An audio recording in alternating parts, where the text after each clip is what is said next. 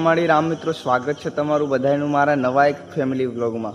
મિત્રો આજે આપણે જોઈશું સવારથી 5 વાગ્યાથી લઈને સાંજ સુધી મારો આખો દિવસ અમે કઈ રીતે કામ કરીએ છીએ અને કઈ રીતે અમારા ફેમિલી સાથે સમય પસાર કરીએ છીએ તે બધું આ વ્લોગમાં જોઈશું। તમે લોકો વ્લોગમાં કન્ટિન્યુ બન્યા રહેજો। જય માતાજી, જય ફુકારમડીમાં, રામવાડી રામ।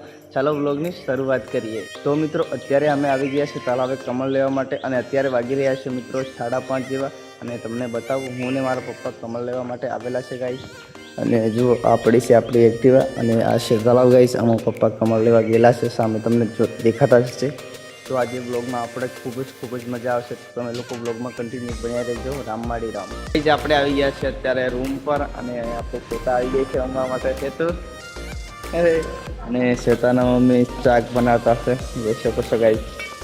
તો આજે આપણે બ્લોગમાં ખૂબ જ મજા આવશે। જે આપણે ચા નથી પીધી પછી ચા પીએ, તો તમે બ્લોગમાં કન્ટિન્યુ બન્યા રહેજો। જય માતાજી।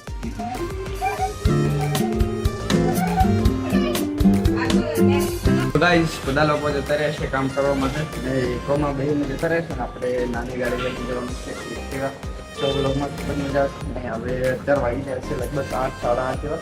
હવે આપણે કામ પર જવા માટે નીકળીએ। તમે લોકો બ્લોગમાં કન્ટિન્યુ બની રહેજો। આજે બ્લોગમાં ખૂબ જ મજા આવશે। જય માતાજી। મિત્રો ફાઇનલી મિત્રો 8 વાગી ગયા છે ને અમે લોકો કામ કરવા માટે આવી ગયા છે। હું ને શ્વેતા બધાથી આગળ આવ્યા છે ગાઈસ।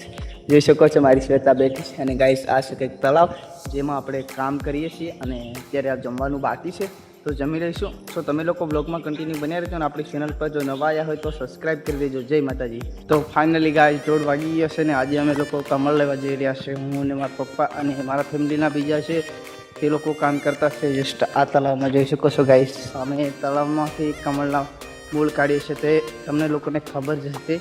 બાકી આજે અમે કમળ લેવા જઈ રહ્યા છીએ અને મારા પપ્પા બે જણ આપણે એક્ટિવા લઈને આજે જવાના છે।